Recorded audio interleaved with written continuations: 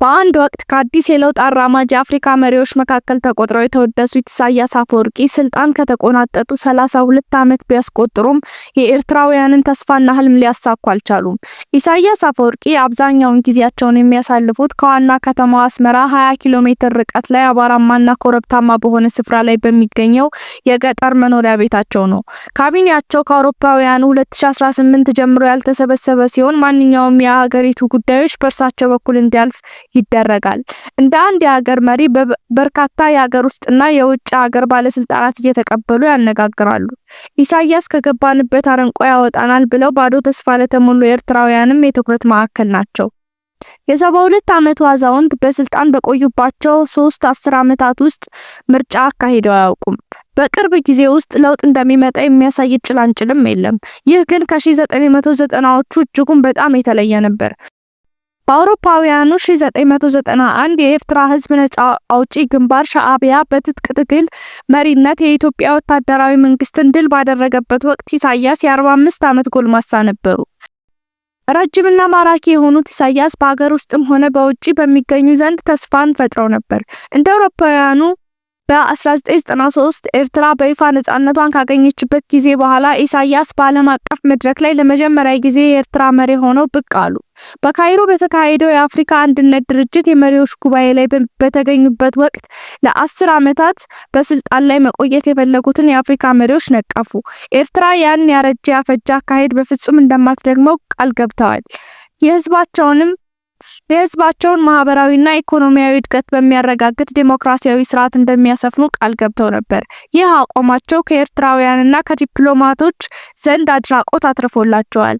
ኢሳያስ በመጀመሪያዎቹ የነጻነት ዓመታት በነበረው የስልጣናቸው የጫጉላ ጊዜ በዓለም አቀፍ ደረጃ ሞቅ ያለ አቀባበል ሲደረግላቸው ከምዕራቡ ዓለም ጋር የጠበቀ ግንኙነት እንዲኖራቸው ፈለጉ።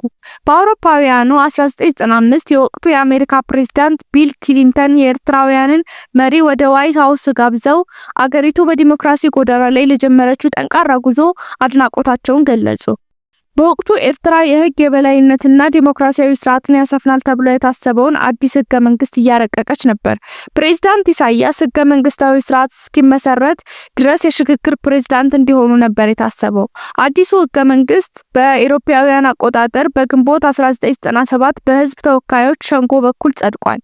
ነገር ግን በ1998 ኤርትራውያንና ዓለም ሀገራዊ ምርጫ ያካሂዳል ብለው ሲጠብቁ በኤርትራና በጎረቤት ሀገር ኢትዮጵያ መካከል በተፈጠረው አጨቃጫቂ ድንበር ምክንያት ጦርነት ተቀሰቀሰ። ኢሳያስ ምርጫውን ላልተወሰነ ጊዜ ለማራዘም ጦርነቱን እንደ ምክንያት ተጠቅመዋል ተብለው ይከሰሳሉ።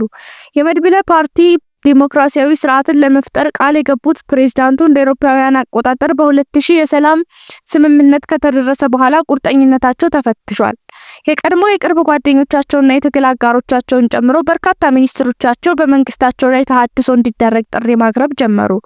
እነዚህ ከፍተኛ የመንግስት ኃላፊዎች በመጋቢት 2001 በጻፉት ግልጽ ደብዳቤ በኋላ ላይ ቡድኑ G15 ተብሎ መጠራት ጀምሯል። ፕሬዝዳንቱን ስልጣናቸውን አላግባብ ተጠቅመዋልና ከጊዜ ወደ ጊዜ ፈላጭ ቆራጭ የሆኑ መጥተዋል ሲሉ ቅሬታቸውን ገለጹ። ህገ መንግስቱ እንዲተገበርና አገር አቀፍ ምርጫ እንዲደረግም ጠየቁ።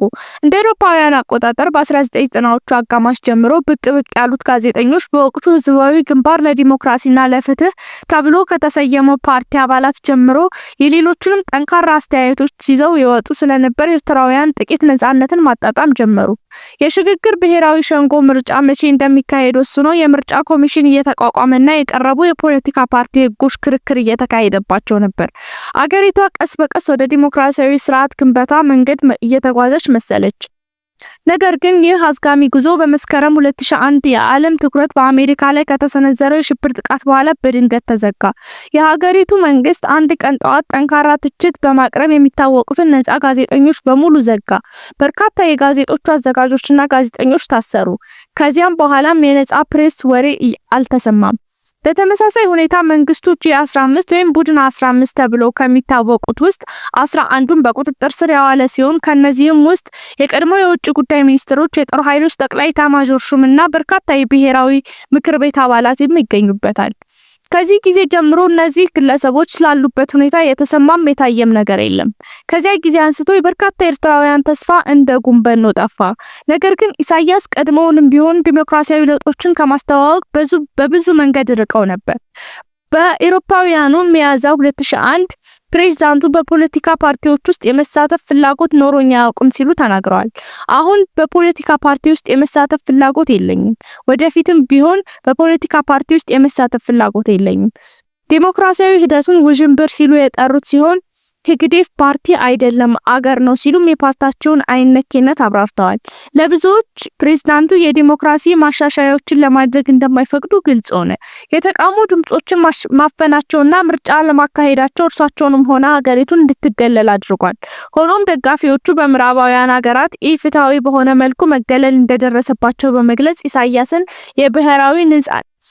የብሔራዊ ነጻነት ምልክት በማድረግ ያሞካሿቸዋል።